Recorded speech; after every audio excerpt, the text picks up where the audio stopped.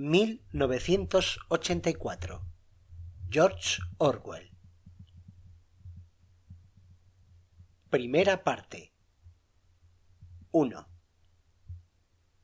Era un día luminoso y frío de abril, y los relojes daban las 13. Winston Smith, con la barbilla clavada en el pecho en su esfuerzo por burlar el molestísimo viento, se deslizó rápidamente por entre las puertas de cristal de las casas de la Victoria, aunque no con la suficiente rapidez para evitar que una ráfaga polvorienta se colara con él. El vestíbulo olía a legumbres cocidas y a esteras viejas. Al fondo, un cartel de colores, demasiado grande para hallarse en un interior, estaba pegado a la pared.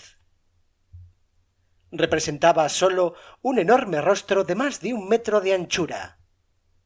La cara de un hombre de unos 45 años, con un gran bigote negro y con las facciones hermosas y endurecidas.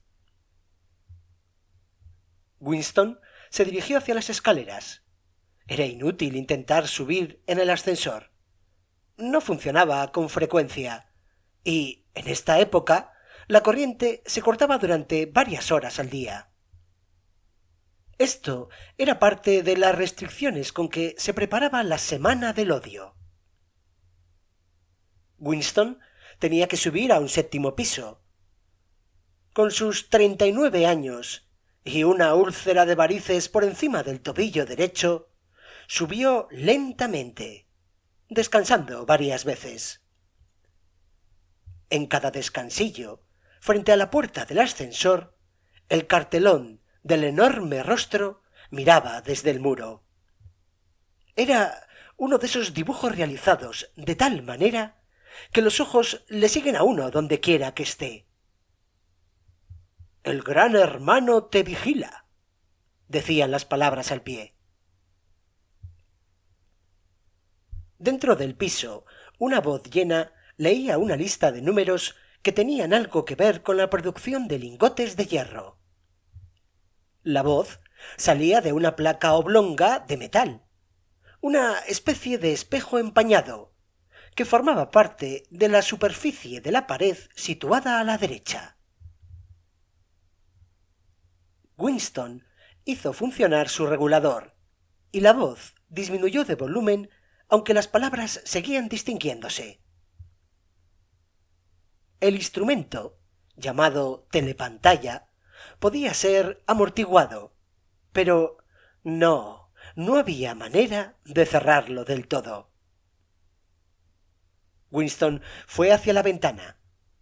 Una figura pequeña y frágil, cuya delgadez resultaba realzada por un mono azul, el uniforme del partido, con el cabello muy rubio, una cara sanguínea y la piel embastecida por un jabón malo, con las romas hojas de afeitar y el frío de un invierno que acababa de terminar.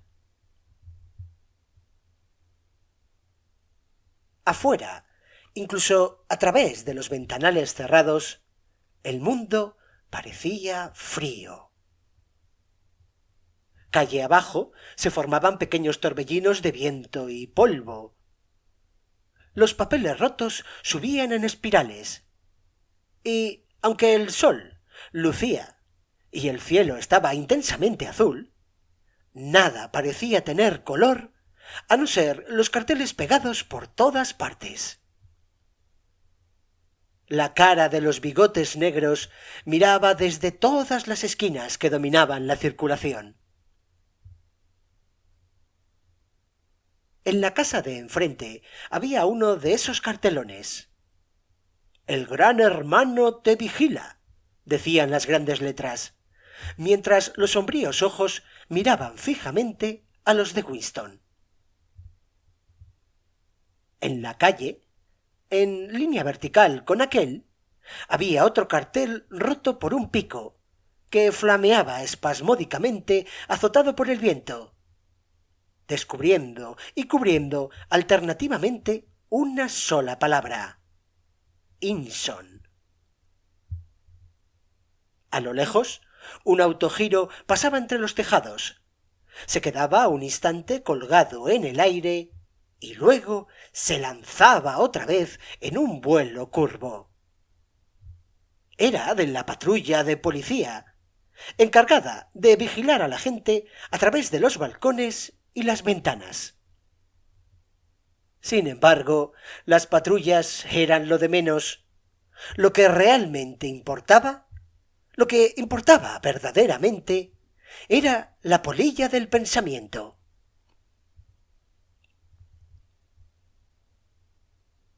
A la espalda de Winston, la voz de la telepantalla seguía murmurando datos sobre el hierro y el cumplimiento del 9º plan trienal.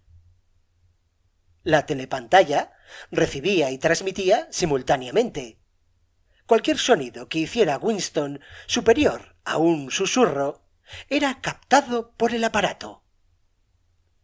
Además, mientras permaneciera dentro del radio de visión de la placa de metal, podía ser visto a la vez que oído.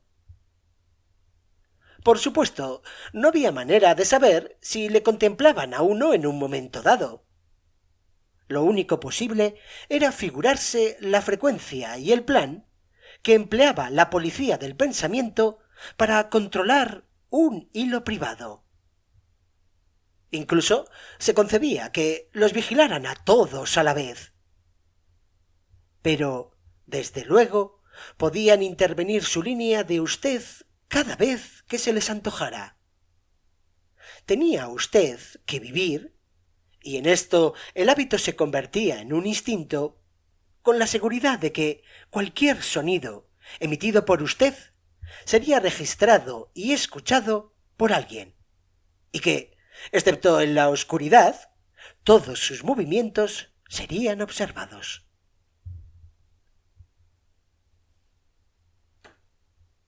Winston se mantuvo de espaldas a la telepantalla. Así era más seguro, aunque, como él sabía muy bien, incluso una espalda podía llegar a ser reveladora. A 1 kilómetro de distancia, el Ministerio de la Verdad donde trabajaba Winston se elevaba inmenso y blanco sobre un sombrío paisaje. «Esto es Londres», pensó, con una sensación vaga de disgusto. Londres, principal ciudad de la Franja Aérea 1, que era a su vez la tercera de las provincias más pobladas de Oceanía. Trató de exprimirse de la memoria algún recuerdo infantil que le dijera si Londres había sido siempre así. ¿Hubo siempre estas vistas de decrépitas casas decimonónicas, con los costados revestidos de madera, las ventanas tapadas con cartón, los techos remendados con planchas de zinc acanalado y trozos sueltos de tapias de antiguos jardines? ¿Y los lugares bombardeados, cuyos restos de yeso y cemento revoloteaban, pulverizados en el aire, y el césped amontonado, y los lugares donde las bombas habían abierto claros de mayor extensión, y habían surgido en ellos sórdidas colonias de chozas de madera que parecían gallineros? Pero era inútil, no podía recordar. Nada le quedaba de su infancia, excepto una serie de cuadros brillantemente iluminados y sin fondo, que en su mayoría resultaban ininteligibles. El Ministerio de la Verdad, que en neolengua se le llamaba el Miniver, era diferente, hasta un extremo asombroso, de cualquier otro objeto que se presentara a la vista. Era una enorme estructura piramidal de cemento armado blanco y reluciente, que se elevaba, terraza tras terraza, a unos 300 metros de altura. Desde donde Winston se hallaba, podían leerse, adheridas sobre su blanca fachada en letras de elegante forma, las 3 consignas del partido: La guerra es la paz, la libertad es la esclavitud, la ignorancia es la fuerza. Se decía que el Ministerio de la Verdad tenía 3.000 habitaciones sobre el nivel del suelo y sus correspondientes ramificaciones en el subsuelo.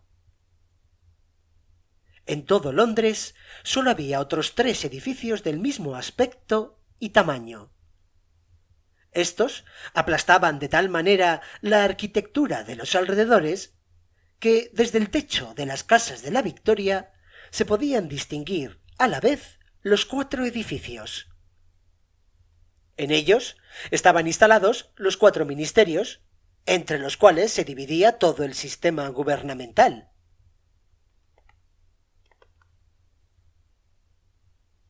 El Ministerio de la Verdad, que se dedicaba a las noticias, a los espectáculos, la educación y las bellas artes. El Ministerio de la Paz, para los asuntos de guerra. El Ministerio del Amor, encargado de mantener la ley y el orden. Y el Ministerio de la Abundancia, al que correspondían los asuntos económicos. Sus nombres en neolengua eran Miniser, Minipax, Minimor y Minindancia. El Ministerio del Amor era terrorífico. No tenía ventanas en absoluto. Winston nunca había estado dentro del Minimor, ni siquiera se había acercado a medio kilómetro de él. Era imposible entrar allí, a no ser por un asunto oficial, y, en ese caso, había que pasar por un laberinto de caminos rodeados de alambre espinoso, con puertas de acero y ocultos nidos de ametralladoras. Incluso las calles que conducían a sus salidas extremas estaban muy vigiladas por guardias, con caras de gorila y uniformes negros, y armados con porras. Winston se volvió de pronto. Había adquirido su rostro instantáneamente la expresión de tranquilo optimismo que era prudente llevar al enfrentarse con la telepantalla.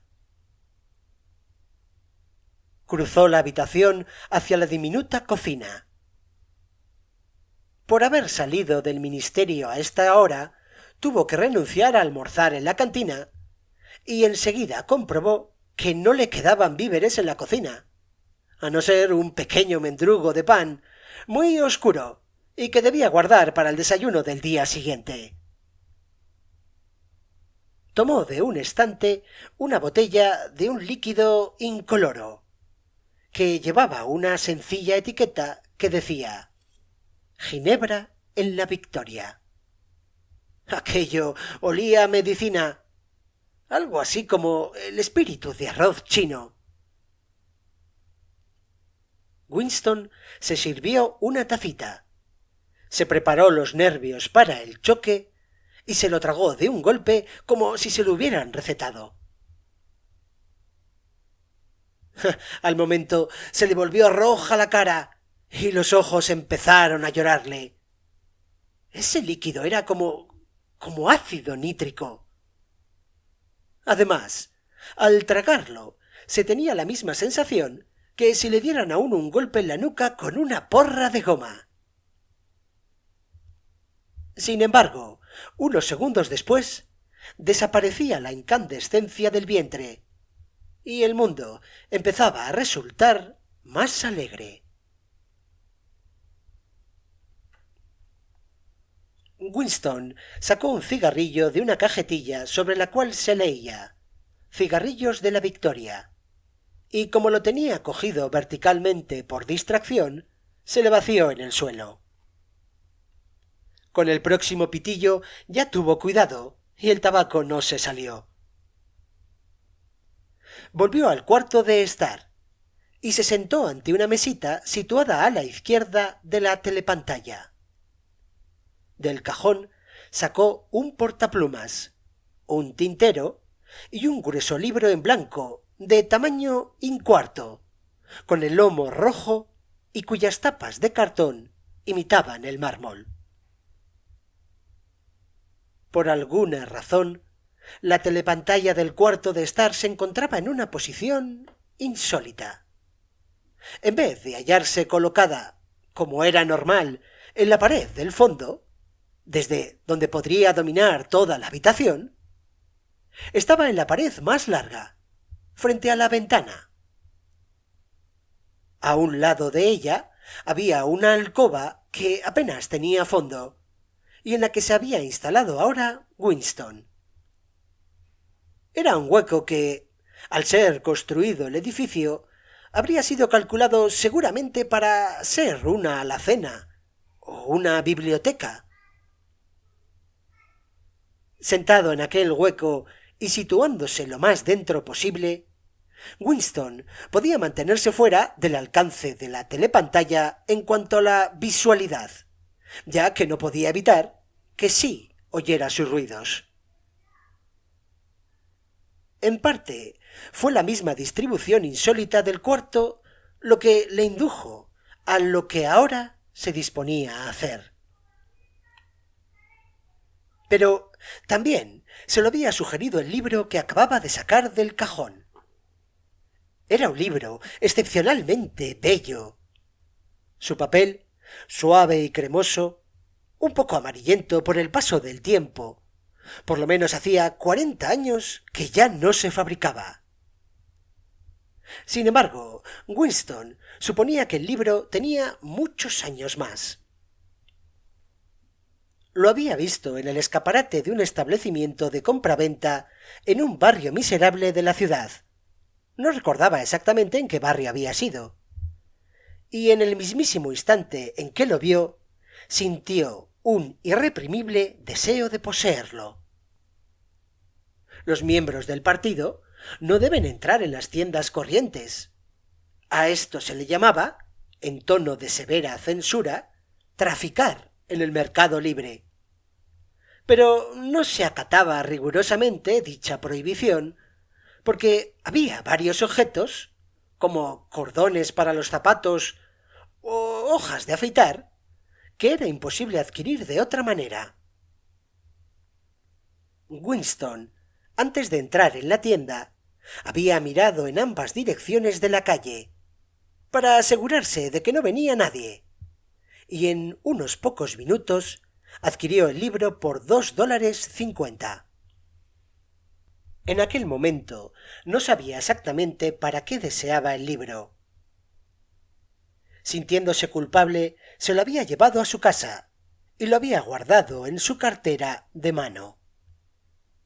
Aunque estuviera en blanco, era muy comprometido guardar aquel libro. Lo que ahora se disponía Winston a hacer era abrir su diario. Esto no se consideraba ilegal. En realidad, nada era ilegal, ya que no existían leyes. Pero si lo detenían, podía estar seguro de que lo condenarían a muerte, o por lo menos a 25 años de trabajos forzados. Winston puso un plumín en el portaplumas y lo chupó primero para quitarle la grasa. La pluma era ya un instrumento arcaico. Se usaba rarísimas veces, ni siquiera para firmar. Pero él se había procurado una, furtivamente y con mucha dificultad, simplemente porque tenía la sensación de que el bello papel cremoso merecía una pluma de verdad, en vez de ser rascado con un lápiz tinta. Pero lo malo era que no estaba acostumbrado a escribir a mano. Aparte de las notas muy breves, lo corriente era dictárselo todo al habla-escribe, totalmente inadecuado para las circunstancias actuales. Mojó la pluma en la tinta y dudó unos instantes. En los intestinos se le había producido un ruido que podía delatarle. El acto trascendental, decisivo, era marcar el papel. En una letra pequeña e inhábil escribió: 4 de abril de 1984. Se echó hacia atrás en la silla. Estaba absolutamente desconcertado. Lo primero que no sabía con certeza era si aquel era de verdad el año 1984.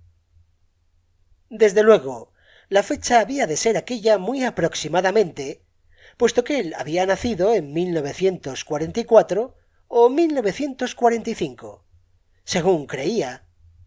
Pero cualquiera va a saber hoy en qué año vive, pensaba Winston. Y se le ocurrió de pronto preguntarse: ¿para quién estaba escribiendo este diario? Para el futuro, para los que aún no habían nacido. Su mente se posó durante unos momentos en la fecha que había escrito a la cabecera, y luego se le presentó, sobresaltándose terriblemente, la palabra neolingüística doble pensar. Por primera vez comprendió la magnitud de lo que se proponía hacer. ¿Cómo iba a comunicar con el futuro? Esto era imposible por su misma naturaleza. Una de dos: o el futuro se parecía al presente y entonces no le haría ningún caso, o sería una cosa distinta y en tal caso lo que él dijera carecería de todo sentido para ese futuro. Durante algún tiempo permaneció contemplando estúpidamente el papel. La telepantalla transmitía ahora estridente música militar. Es curioso. Winston no sólo parecía haber perdido la facultad de expresarse, sino que parecía haber olvidado de qué iba a ocuparse. Por espacio de varias semanas se había estado preparando para este momento, pero no se le había ocurrido pensar que para realizar esta tarea se necesitara algo más que atrevimiento. El hecho mismo de expresarse por escrito, creía él, le sería muy fácil. Sólo tenía que trasladar al papel el interminable e inquieto monólogo que desde hacía muchos años venía corriéndole por la cabeza. Sin embargo, en este momento, hasta el monólogo se le había secado. Además, sus varices habían empezado a escocerle insoportablemente. No se atrevía a rascarse, porque siempre que lo hacía se le inflamaba aquello. Transcurrían los segundos, y él sólo tenía conciencia de la blancura del papel ante sus ojos, el absoluto vacío de esta blancura, el escozor de la piel sobre el tobillo, el estruendo de la música militar y una leve sensación de atontamiento producido por la ginebra. De repente empezó a escribir con gran rapidez, como si lo impulsara el pánico, dándose apenas cuenta de lo que escribía. Con su letrita, muy infantil, iba trazando líneas torcidas, y si primero empezó a comerse las mayúsculas, luego suprimió incluso hasta los puntos. 4 de abril de 1984. Anoche estuve en los flicks. Todas las películas eran de guerra. Había una muy buena de un barco lleno de refugiados que lo bombardeaban en no sé dónde del Mediterráneo. Al público le divirtieron mucho dar planos de un hombre muy grande y muy gordo, que intentaba escaparse nadando de un helicóptero que lo iba persiguiendo. Primero se le veía en el agua chapoteando como una tortuga. Luego lo veías por los visores de las ametralladoras del helicóptero. Luego se veía cómo lo iban agujereando a tiros, y el agua a su alrededor, que se ponía toda roja, y que el gordo se hundía como si el agua le entrase por los agujeros que le habían hecho las balas. La gente se moría de risa cuando el gordo se iba hundiendo en el agua. Y también una lancha salvavidas, llena de niños, con un helicóptero que venga a darle vueltas y más vueltas, donde había una mujer de edad madura, que bien podía ser una judía, y que estaba sentada en la proa con un niño en los brazos, que quizás no tuviera más de 3 años. El niño chillaba con mucho pánico, metía la cabeza entre los pechos de la mujer, y parecía que, así, se quería esconder. Y la mujer lo rodeaba con los brazos, lo consolaba, como si ella no estuviese también totalmente aterrada, y como si por tenerlo así, en los brazos, fuera a evitar que al niño le alcanzaran las balas. Entonces va el helicóptero y tira una bomba de 20 kilos sobre el bote, y no queda ni una astilla de él. Que fue una explosión, pero ¡qué magnífica! Y luego salía un primer plano maravilloso del brazo del niño subiendo por el aire. Y yo creo que un helicóptero con su cámara debe haberlo seguido así por el aire. La gente aplaudió muchísimo. Pero una mujer, que estaba entre los proletarios, empezó a armar un escándalo terrible, chillando que no debían echar eso. No debían echarlo delante de los críos. Que no debían hasta que la policía la sacó de allí. Arrastras. No creo que le pasara nada a nadie. Le importa lo que dicen los proletarios porque, dicen, es la reacción típica de las proletarias. Y nadie hace caso. Y nunca... Winston dejó de escribir, en parte debido a que le daban calambres. No sabía por qué había soltado esta sarta de incongruencias. Pero lo curioso era que mientras lo hacía, se le había aclarado otra faceta de su memoria, hasta el punto de que ya se creía en condiciones de escribir lo que realmente había querido poner en su libro. Ahora se daba cuenta de que si había querido venir a casa a empezar su diario, precisamente hoy, era a causa de este otro incidente.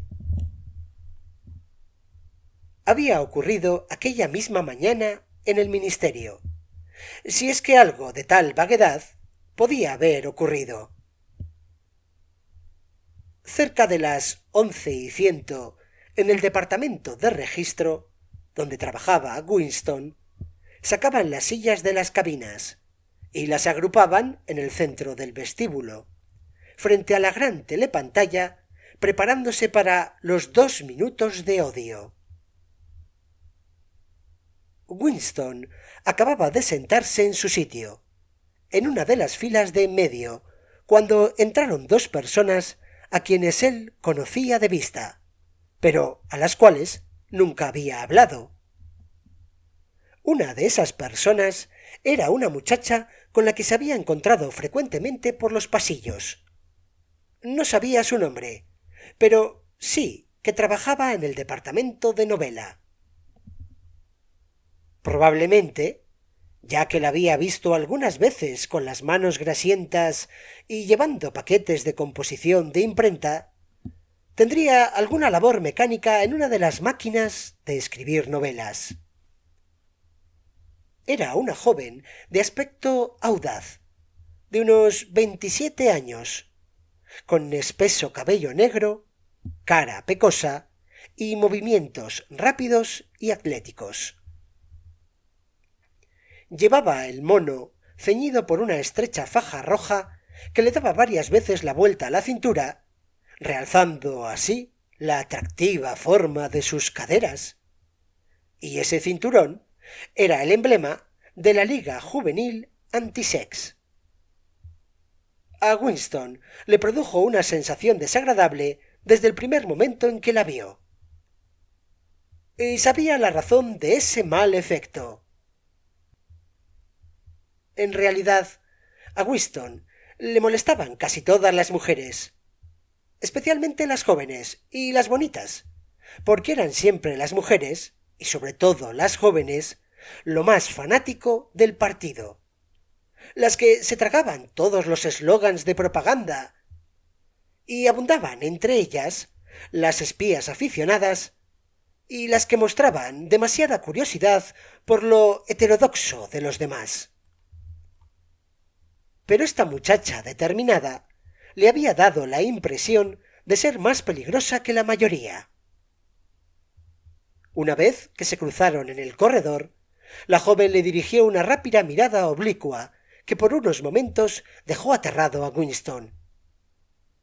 Incluso se le había ocurrido que podía ser un agente de la policía del pensamiento.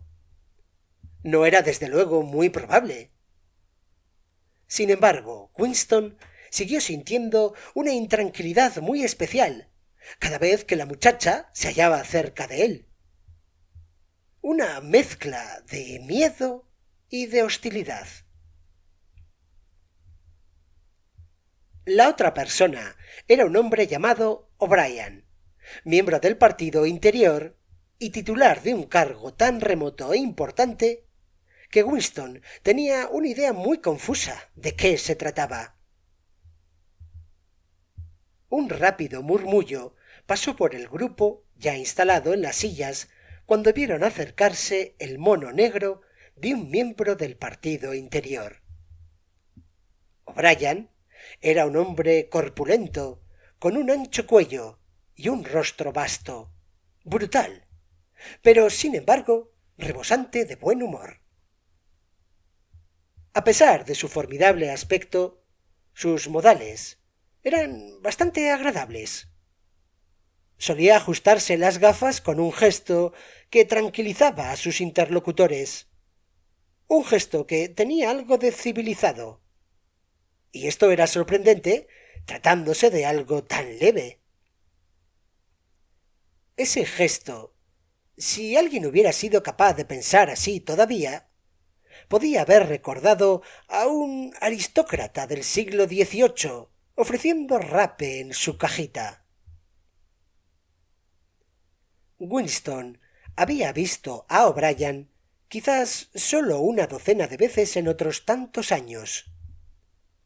Sentíase fuertemente atraído por él, y no sólo porque le intrigaba el contraste entre los delicados modales de O'Brien y su aspecto de campeón de lucha libre, sino mucho más por una convicción secreta. O quizás ni siquiera fuera una convicción, sino sólo una esperanza, de que la ortodoxia política de O'Brien no era perfecta. Algo había en su cara que le impulsaba a uno a sospecharlo irresistiblemente. Y quizás no fuera ni siquiera heterodoxia lo que estaba escrito en su rostro, sino sencillamente inteligencia. Pero de todos modos, su aspecto era el de una persona a la que se le podía hablar si, de algún modo, se pudiera eludir la telepantalla y llevarlo aparte. Winston no había hecho nunca el menor esfuerzo para comprobar su sospecha, y es que en verdad no había manera de hacerlo. En este momento, O'Brien miró su reloj de pulsera y al ver que eran las 11:01, seguramente decidió quedarse en el departamento de registro hasta que pasaran los 2 minutos de odio. Tomó asiento en la misma fila que Winston, separado de él por 2 sillas. Una mujer bajita y de cabello color arena, que trabajaba en la cabina vecina a la de Winston, se instaló entre ellos.